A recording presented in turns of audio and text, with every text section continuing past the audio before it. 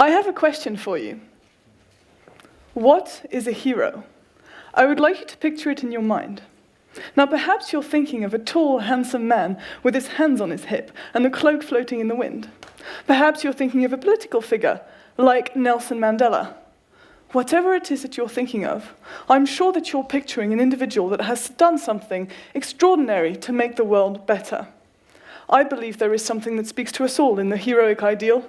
As the German philosopher Hegel said, we want to be recognized for our achievements, and to most of us, it would seem that making the world better is one of the more noble achievements that we could go for.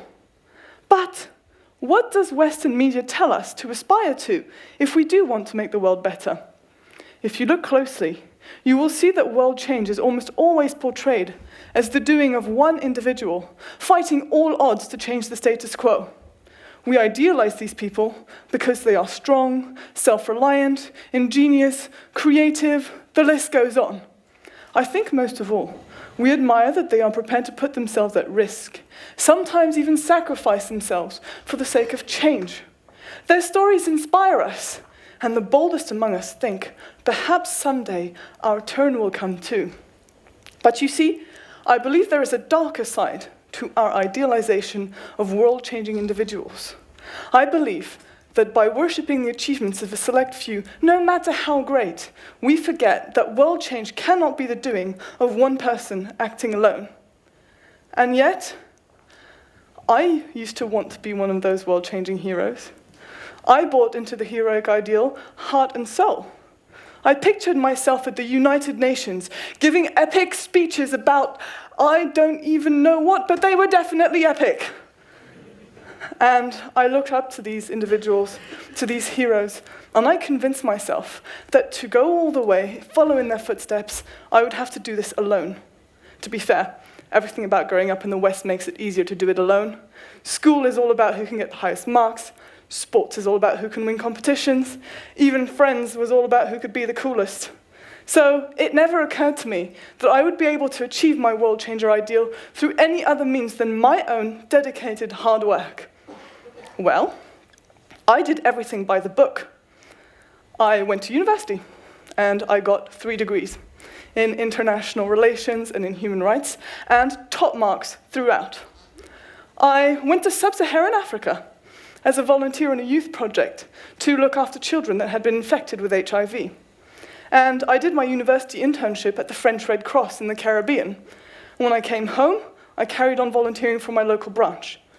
And the only thing is that throughout, I never bothered to ask which book was I reading from in the first place. So the instructions seemed so clear. To transform myself into this heroic individual that was going to change the world, I needed to become a hard-working human rights activist, to be professional at all times, and to make tough calls in a split second. Most importantly, I needed to be empathetic, but emotionally distant from my work. And then, I would somehow achieve this mystical essence that makes heroes, this unique power that they seem to possess.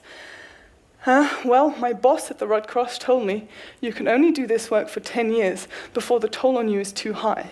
And instead of thinking to myself that there was something seriously wrong with a version of world change that requires that level of sacrifice from people, I just thought, this is the way it is, I'd better get on with it. Get on with it I did. I was so excited when in 2009 I got the opportunity to live out this ideal professionally. I was sent out to rural Vietnam with a local charity that wanted to build a work center for victims of Agent Orange. For those of you who don't know, Agent Orange is a chemical defoliant that was used in the jungles of Vietnam during the Vietnam War, and it has been linked with genetically transmissible disabilities, both physical and mental, and disfigurations. Well, my job was to figure out whether these people were able to work and to what extent. So I went out there with a notebook and a camera, and I interviewed victims and their families through a translator. And you're going to tell me, at last I get a chance to live out this dream, this ideal of changing the world. Well, I did everything that I was taught to do. I stayed calm and composed and professional in the face of this and this, and this. Day in, day out, I saw these people and their sufferings. And then, when night came, I would find a quiet place, and I would scream and sometimes cry, and then feel terrible about it, because the book said that you were supposed to keep a stiff upper lip at all times. And when day came again, I would go back out there and shut off my emotions like a tap, and push back fear and anger. And I would repeat to myself like a mantra, you signed up for this. And I thought that perhaps if I could help these people, somehow it would all be worth it. But the truth is, this was ridiculous. They were never going to get help, or medical attention, or work. Not as long as the system isn't changed from the inside out. Not as long as somebody doesn't take responsibility for what happened here during the Vietnam War. To think that I, an inexperienced Westerner with nothing but bravado to my name, could come in and save these people. I am astounded by my youthful naivety. To make matters worse, I got into an obscure embroilment with the local police, and I was forced to stop my work and leave the district. Just like that, to leave those people behind, knowing full well they would not get any help as long as they were alive, and for most of them that wasn't very long. So not only did I fail to change the world, but this ideal that I had internalized came collapsing down on me. And I thought to myself, where do I go from here? Now, I convinced myself that I must simply have been in the wrong place at the wrong time, and if I tried again somewhere else, somehow things would work out as they were supposed to. I refused to let myself feel the horrors of the things that I had seen out there. And I refused to see that repressing these feelings was going to drive me insane. Try again I did. I went to a different country. This time, no squalid poverty, no disfigured children, oh no. I saw lavish banquets and crazy expenses accounts in the name of charity, and millions of dollars that should have been used to improve people's lives, thrown into a black hole with no accountability. Here, as in Vietnam, I was faced with the failure of a system as a whole. The system had turned into a heap. That heap was now a mountain, and no individual can move a mountain, no matter how heroic. For me, the day came where I could no longer hide from myself, and the things that I had seen out there came back to haunt me in twisted dreams at night. Then one day things got so bad that I started seeing things in broad daylight. And I asked myself again, what do I do now? Where do I go from here? Well, I did the one thing I know how to do under these circumstances. Bear with me, because this was most definitely not in the World Changer Manual. I practice martial arts. I've been doing martial arts for 11 years. I've been doing karate, kung fu, kickboxing, and a few others. And as I've grown with martial arts, I realized that it completes me in two ways. Firstly, when I fight or do a kata, I feel like my spirit is lifted a little bit. It's like I know myself from the inside and without words. I'm empowered, but in my own way. And also, when I enter the dojo, I'm surrounded by people that have the same values as me. And those values are not dominated by individualism, but by humility and honor. So, martial arts. What it meant to me was self-acceptance and community. Those things resonate deep within. So I thought to myself, what if the heroic ideal that I had bought into was flawed all along? What if instead of comparing myself to the heroes that I could not be, I could just see myself as I really am? What am I? I am a genuinely humane person. I feel a deep connection with people, especially young girls, because I see a part of myself in their dreams. I see it in their eyes. And so I indulged in this thought experiment for a little while, and I felt like I was floating. I felt like the weight of expectation and ideals were lifted from me. And in that moment of freedom, I began instead to dream.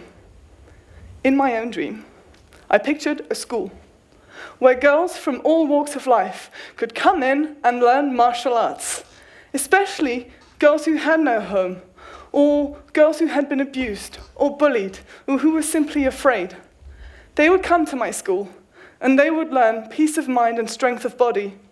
Together, we would form a community, and we would say no to discrimination and violence as standards of behavior. Instead, we would become the spokespersons for a new kind of empowerment. And you know what? In that dream, I was no longer a lone hero with a shining cloak. I was a part of a whole, and in that whole, I would never be alone again. But where to start? I was physically ill and mentally broken, hardly in a condition to start living my dreams. The first thing I did was to reach out to other people. That wasn't easy. I expected judgment and rejection. But instead, as soon as I started talking about my empowerment dream, people became enthusiastic and supportive. And so it was that in early 2014, I was joined by my friend and colleague, Alexander Whitcomb, a Zimbabwean national. He wanted to do something for his country. And so together, we took the first baby steps towards making our joint dream a reality.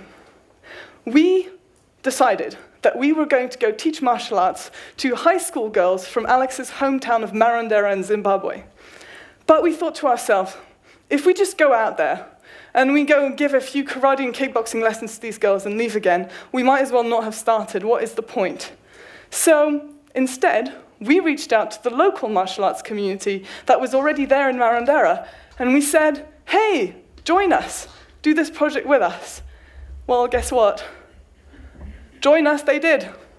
And this whole project became a joint venture between us, and we could have done nothing without them. Well, to be fair, getting this project off the ground was no mean feat.